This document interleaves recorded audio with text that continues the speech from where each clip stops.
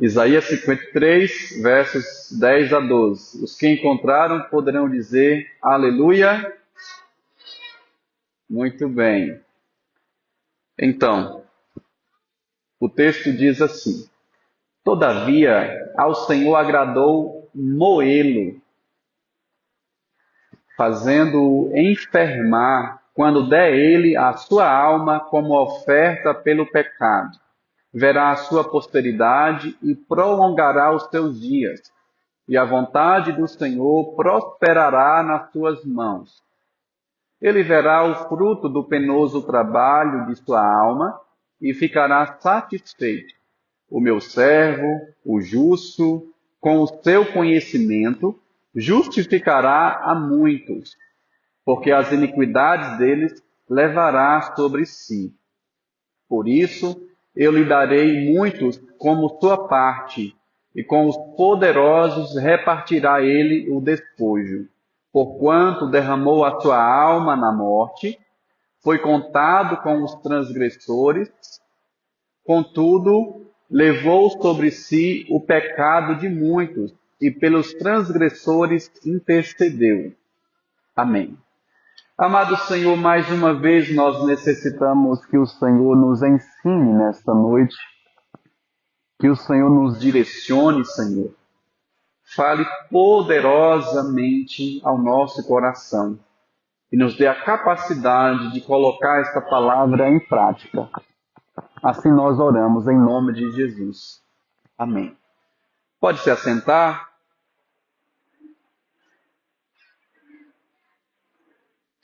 Irmãos amados, o livro do profeta Isaías foi escrito muito tempo antes do nascimento de Jesus.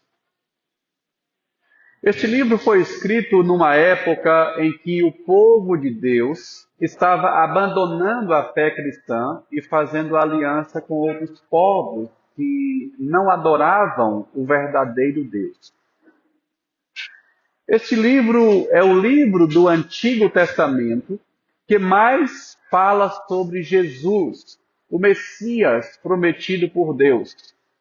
E o profeta Isaías usa do capítulo 49 até o capítulo 57 para fazer uma descrição profética a respeito do ministério de Jesus.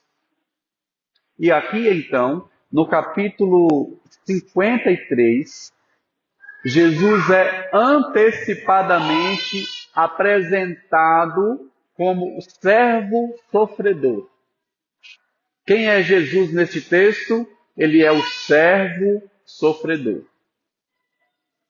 Do capítulo 52 até o verso 9, aqui do capítulo 53, nós encontramos a figura de um Jesus desprezado, de um Jesus sofredor, de um homem de dores, e que sabe o que é padecer.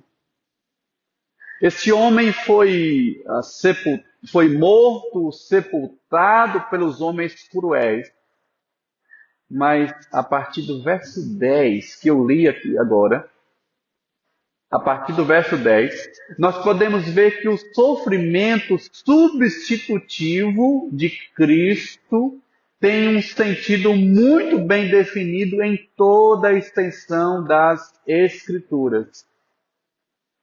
É por isso que nós vamos finalizar essa imersão bíblica com a sexta pregação que fala do sofrimento substitutivo. Ainda vou explicar sobre esse tipo de sofrimento. Desde já, a nossa gratidão a você que tem acompanhado o canal aí pelo YouTube, a você que presencialmente também tem aprendido sobre qual é o tema da nossa série mesmo? A escola, como que é? A escola da dor e o mestre da cruz. Como o sofrimento nos aperfeiçoa em Jesus. Só vocês agora. A escola e o mestre.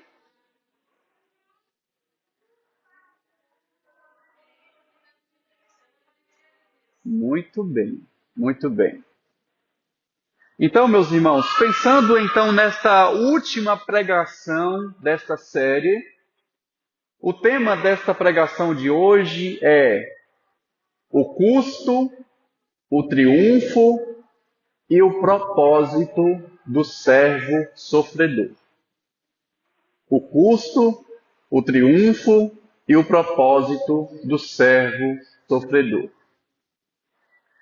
Seguindo então a estrutura natural deste tema, nós veremos que, primeiramente, o custo do sofrimento de Jesus foi a satisfação da vontade de Deus. O que Jesus pagou na cruz foi para satisfazer a vontade de Deus.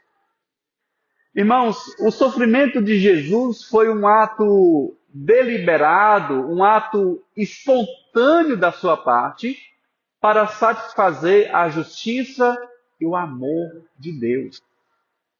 Nós vemos no início do verso 10 aqui desse texto, a natureza do sofrimento substitutivo de Cristo. Por que substitutivo? Porque é um sofrimento aonde Jesus nos substituiu naquela cruz.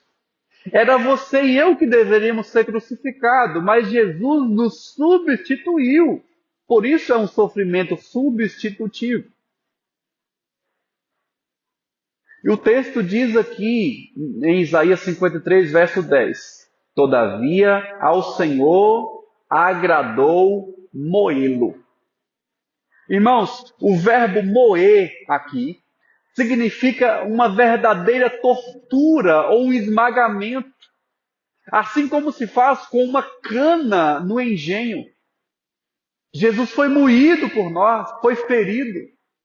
E conforme o dicionário de teologia, o verbo moer é usado para designar aquele que está física e emocionalmente oprimido. Jesus foi duramente machucado por você e por mim. Por causa do pecado, Jesus foi ferido por nós, como uma cana quebrada. E o verso 5, que nós já lemos na liturgia deste culto, diz que Jesus foi traspassado pelas nossas transgressões e moído pelas nossas iniquidades. E lá no capítulo 19 do Evangelho de João, verso 33, João 19, 33, diz que os soldados, sabe, crianças, o que os soldados maldosos fizeram com Jesus? Pegaram uma espada e atravessaram o corpo dele. Os soldados traspassaram o corpo de Jesus com uma lança, com uma espada. Nós vemos então, meus irmãos, além da natureza deste preço que Jesus pagou, além disso também, nós vemos também a necessidade do pagamento que Jesus fez. Todo o sofrimento de Jesus cumpriu a justiça divina. Então, o custo divino do sofrimento de Jesus foi a satisfação da justiça e do amor de Deus. Você sabia que Deus é justo? Que Deus não tolera o pecado? O pecado gera a morte. Então, por causa do pecado, Jesus teve que morrer para nos dar o perdão. Como diz lá em João capítulo 3, verso 16, porque Deus amou o mundo de tal maneira que enviou o seu Filho, não foi? Para que todo que nele crê não pereça, mas tenha a vida eterna. E o texto que nós lemos aqui em Isaías 53 diz que Deus agradou em moer Jesus, fazendo-o enfermar. O verbo enfermar aqui é usado para descrever não um estado, meus irmãos, mas a condição de Jesus. O estado de Jesus é perfeito. Como nós já lemos, ele não deu nenhum xingamento. Jesus não pecou. Então o estado dele é perfeito, mas a condição na qual ele se encontrava no momento da cruz era uma condição de como se fosse um malfeitor por nossa causa. Cristo, ele sempre esteve em um estado de santidade. Jesus sempre foi uma pessoa sem culpa nenhuma, mas por causa de nós, Deus o fez enfermar. Deus o tornou doente, Deus o tornou ferido por nós, em nosso lugar. Assim, o sacrifício de Jesus substituiu o sacrifício que seria nosso. A Bíblia diz, irmãos, que sem derramamento de sangue não há remissão, não há perdão de pecados. Hebreus capítulo 9, verso 22 diz isso. Vocês devem se lembrar que no livro de Êxodo, quando Deus determinou que o sangue do cordeiro pascal serviria de sinal para poupar os israelitas, o sangue seria passado no caixi das portas, lá na época da Páscoa, na época, então, de Moisés. Então, foi necessário um sangue ser derramado lá para a libertação do povo de Israel.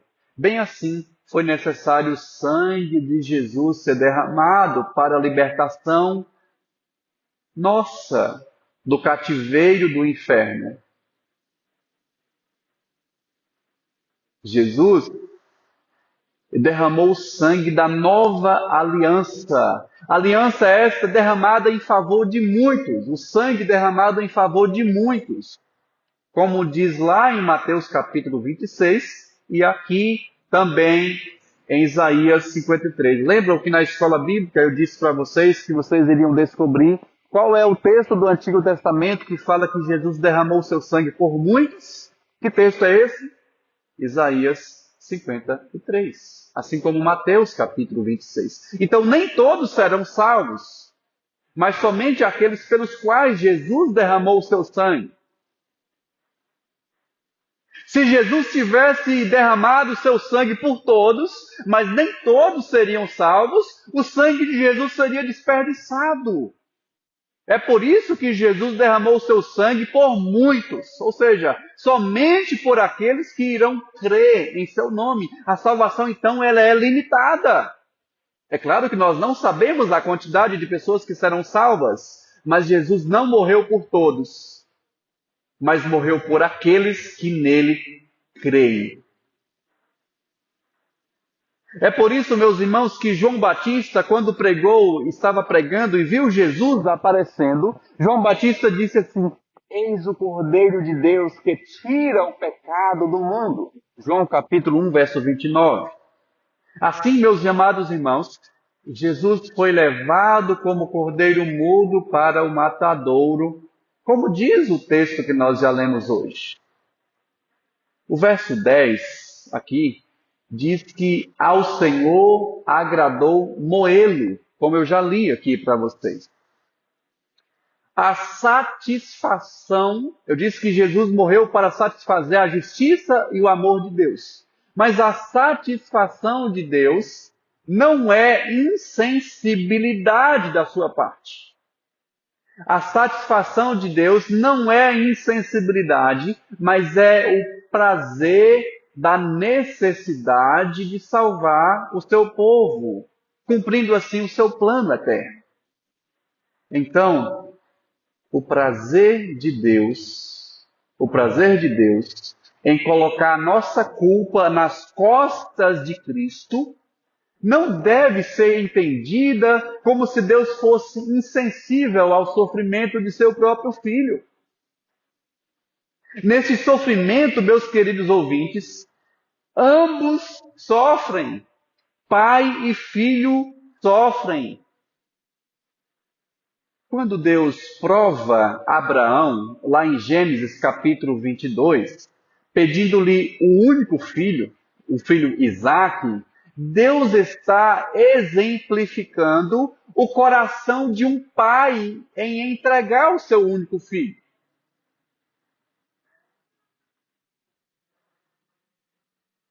O Evangelho de Marcos, capítulo 15, conta que antes de Jesus morrer, ele cita o Salmo 22 ao dizer assim: Deus meu, por que me desamparaste? E o comentarista Paul Adolphe, ele comenta sobre aquela fala de Jesus na cruz, dizendo: Jesus não podia ser sem Deus, nem Deus sem ele. Como isso é inconcebível, Deus o abandonou. Deus o abandonou. E outro comentarista, Itamir Neves, acrescenta também, falando o seguinte: de maneira incrível, Deus estava contra Deus, Deus lutou com Deus, Deus venceu a si mesmo. Deus resolveu o problema do pecado do mundo nele mesmo. Por isso, meus amados irmãos, é por isso que nessa relação divorciada entre pai e filho, quando Deus abandonou o pai, abandonou Jesus na cruz, nessa relação, não apenas o filho sofreu, mas o pai também sofreu. Como diz lá em Oséias capítulo 11, verso 8, o próprio Deus falando, ele diz: o meu coração se comove dentro de mim, toda a minha compaixão se manifesta. Logo, o agrado de Deus não é pelo desagrado em si, mas a satisfação de Deus em entregar Jesus para sofrer na cruz. O agrado de Deus é pelo propósito de salvar eu e você, como nós veremos a seguir ainda nesta mensagem.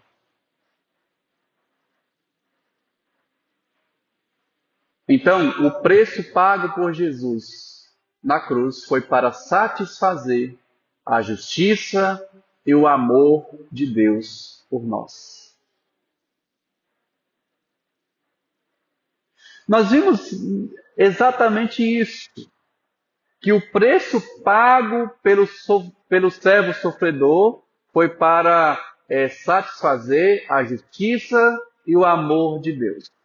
Mas em segundo lugar, que eu quero falar nessa pregação, nós veremos que o triunfo do servo sofredor, além do preço do servo sofredor, agora o triunfo, a vitória do servo sofredor.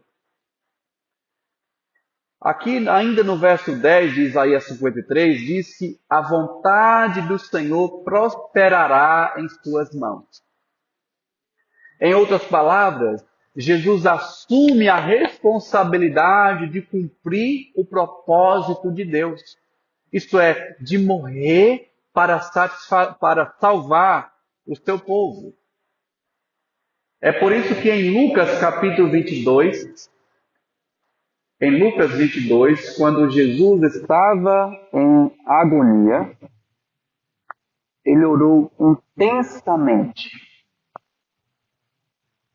Jesus orou intensamente para que fosse feita não a vontade dele, mas a vontade do Pai. A vontade de Deus. Assim, meus irmãos, Jesus cumpriu completamente o propósito eterno de Deus. E aqui em Isaías capítulo 53, Deus nos apresenta tanto a promessa quanto a conquista da ressurreição. Há uma promessa de Jesus vir, de Jesus morrer e ressuscitar, mas há também uma conquista que ainda antes de Jesus nascer, o texto está dizendo que ele ressuscitaria depois do sofrimento. Na primeira parte do verso 11, diz assim: ele verá o fruto do penoso trabalho de sua alma e ficará satisfeito. Irmãos, a satisfação de Jesus foi morrer. A satisfação de Jesus foi morrer para que por meio da sua morte muitas pessoas fossem declaradas justas. A Bíblia diz que não há nenhum justo sequer. Nenhuma pessoa que não peque. Não há nenhuma pessoa no mundo inteiro. Não há ninguém que faça o bem, ninguém que entenda por conta própria. Todos se extraviaram. Isso está no Antigo Testamento, no livro dos Salmos, Salmos número 14.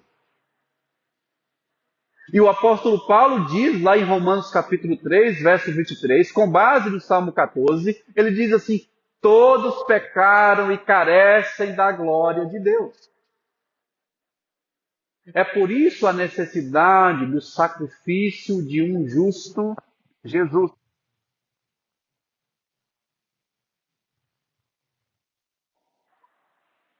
Olhe na sua Bíblia agora o verso 12. Conforme as últimas frases do verso 12, primeiro, ele entregou a sua vida. 2, identificou-se com os rebeldes, tomando o seu lugar. 3, levou sobre si o pecado de muitos. E 4, intercedeu pelos rebeldes, ou pelos transgressores. Tudo isso, meus irmãos, encontra o seu cumprimento nas páginas do Novo Testamento. Tudo que é dito aqui em Isaías 53 já se cumpriu quando Jesus veio, sofreu, morreu e ressuscitou em nosso lugar. Tudo se cumpriu. Essas atitudes de Jesus, então, de sofrer por nós, como servo sofredor, enfatizam que ele cumpriu a sua missão aqui na terra e teve a plena aprovação do Pai Celestial. Pois ele mesmo disse: a minha comida consiste em fazer a vontade do Pai. Foi para isso que eu vim. Esta foi a missão de Jesus, morrer por aqueles que nele creem. E como alguém já disse, a ressurreição é o amém do Pai à obra sacrificial e expiatória de Cristo.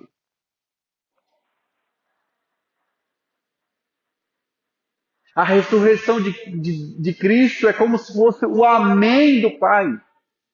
Em outras palavras, meus irmãos, é como se Deus dissesse assim: eu aceito, meu filho, o seu sacrifício, meu filho amado. Através de sua morte e ressurreição, muitas pessoas foram justificadas, foram salvas. Logo, somente um justo pode justificar a outros. E a segunda parte aqui do verso 10, voltando um pouquinho aí, diz: quando der ele a sua alma como oferta pelo pecado, verá a sua posteridade. Verá a sua posteridade. Tem a ver com o futuro, certo? Posteridade. Aqui então, o profeta Isaías, antecipadamente, isto é, antes de Jesus nascer, já havia profetizado que Jesus iria ressuscitar ao terceiro dia. Iria salvar pessoas com a sua ressurreição e seu sacrifício. Aqui, o profeta Isaías já profetizou que Jesus, tendo morrido, viveria de novo, porque é dito que ele verá a sua posteridade.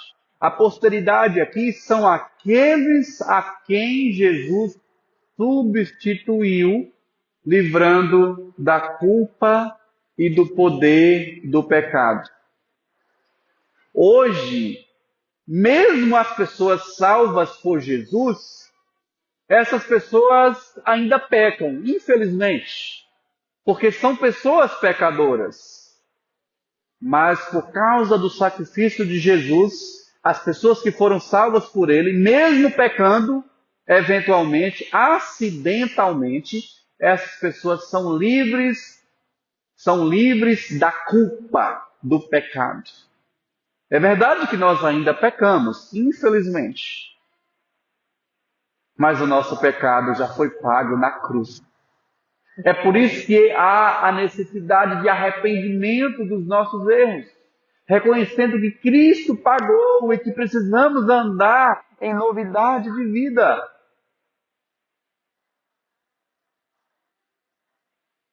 Em Jesus nós temos uma vida prolongada, como é dito aqui. Esse prolongamento de vida, ou prolongamento de dias, é uma referência à vida que será passada em comunhão com o Pai. Aqui tem crianças de 6 anos, não tem? Aqui tem crianças de 5. Tem crianças aqui de, 8 anos, 7, 10. Bernardo tem quantos anos, Bernardo? 9. O que é a eternidade? A eternidade é muito mais do que os anos que as pessoas vivem aqui na Terra. A eternidade, ela não tem fim.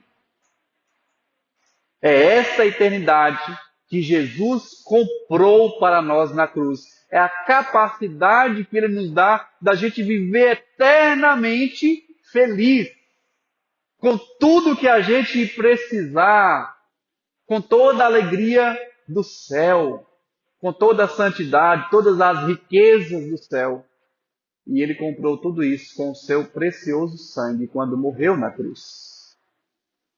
Em João capítulo 14, verso 3, diz que Jesus foi preparar lugar e que voltaria para nos buscar, para que aonde Ele estivesse, nós estejamos também.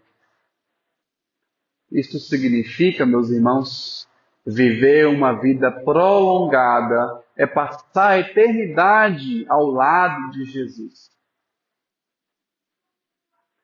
Bem, nesta pregação a respeito do sofrimento substitutivo, nesta sexta pregação desta série, nós estamos falando sobre o tema, o custo, o triunfo e o propósito do servo sofredor. Veremos então neste terceiro ponto o propósito eterno do servo sofredor. E a segunda parte do verso 11 diz: o meu servo, o justo, com o seu conhecimento, justificará a muitos, porque as iniquidades deles levará sobre si. Prestem atenção agora nesta frase: as iniquidades deles levará sobre si. Eles quem? A quem se refere eles? Aos muitos. Certo? Você está incluído nesses muitos? Espero que sim. Eu estou. Irmãos, essas palavras têm uma relação com o rito sacrificial do Antigo Testamento. De acordo com Levítico, capítulo 16, Deus ordenou que houvesse o dia da expiação, o dia do perdão, aonde o sacerdote oferecia no sacrifício 2 animais.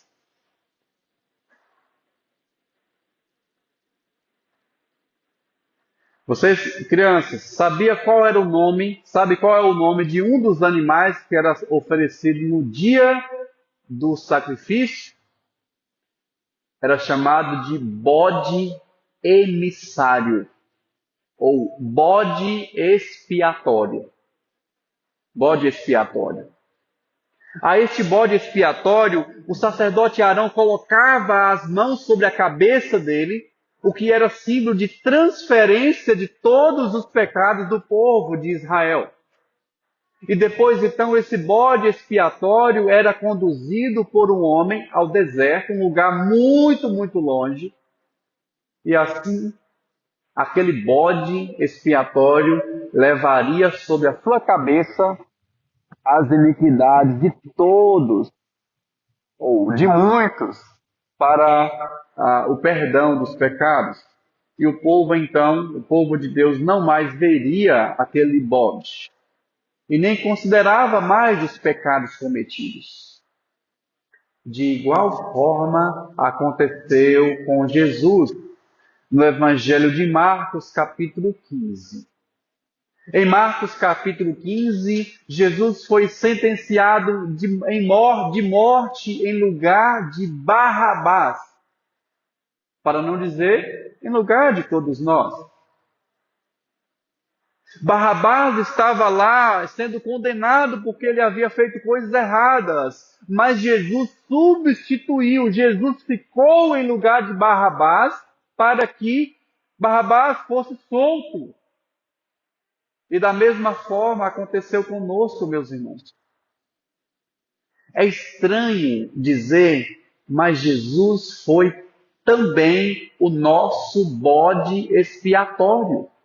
Jesus foi aquele que nos substituiu na cruz.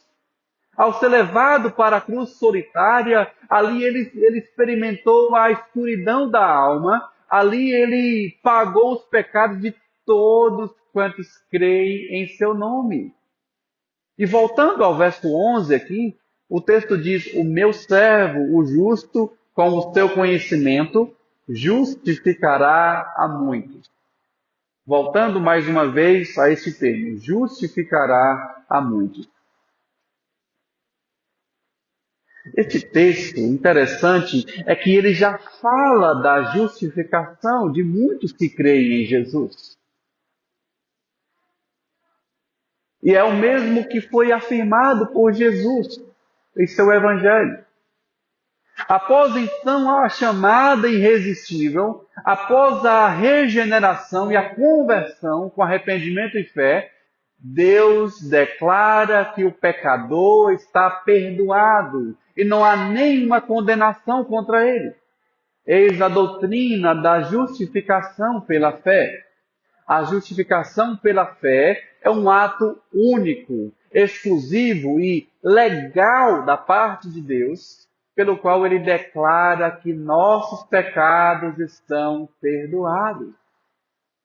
E isso por causa do sacrifício substitutivo que Jesus fez por nós. E lá em Romanos 5, verso 1 diz: justificados, pois, mediante a fé, temos paz com Deus.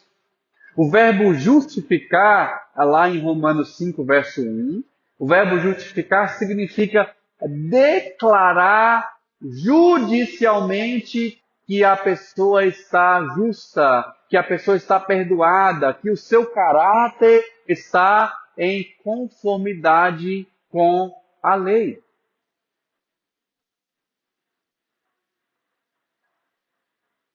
Deixa eu dizer uma coisa para você com base no que eu disse. Você não se torna justo pelo que faz. Você não é salvo pelas suas obras. E você não se torna liberto da condenação do inferno por causa do que de você se tornar justo. Você não se torna justo por você mesmo. Você é judicialmente declarado justo. É Deus que faz esta declaração. É Deus que declara que o seu caráter agora é justo por causa de seu substituto, Jesus. João Calvino diz que justificado pela fé é aquele que, excluído da justiça das obras, agarra-se à justiça de Cristo através da fé e, vestido com ela, aparece na vista de Deus.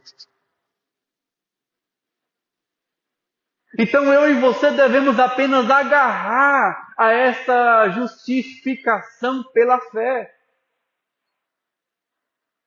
Certo?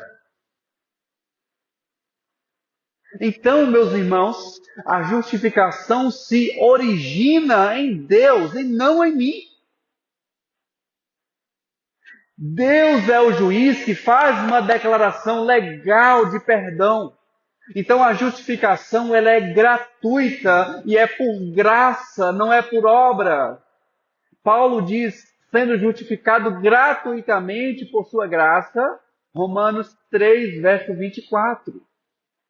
E falando desse assunto, o reverendo Arival Dias Casimiro, ele comenta no seu livro, Rede de Discipulado, ele comenta o seguinte: Paulo não diz que a justificação acontece por causa da fé, por meio ou através da fé. A fé não tem nenhum merecimento, mas é um instrumento ou a mão que recebe o presente. A implicação disso para você, meu querido irmão, é que a justificação ela foi alcançada, ela foi planejada na eternidade, ela foi realizada na plenitude dos tempos e apropriada no momento em que você crê. Então, o propósito eterno do servo sofredor é que no ato da conversão, através da fé e do arrependimento, você tome posse da justificação, assim como alguém que estende a mão para receber o presente. É por isso que nesse mês de outubro, meus irmãos, nesse mês de outubro de 2025, nós reafirmamos os 5 pilares da reforma protestante de 1517, que nesse dia 31 de outubro, essa semana, completará, então, 508 anos de reforma protestante. E as nossas convicções têm a ver com a Escritura, têm a ver com a fé, têm a ver com a graça, têm a ver com Cristo e têm a ver com a Deus toda a glória. Então, as nossas convicções são baseadas nas Escrituras, a qual diz que a justificação é alcançada somente pela graça, mediante a fé, unicamente através de Cristo, e, portanto, toda a glória seja dada a Deus. Toda a glória seja dada a Deus.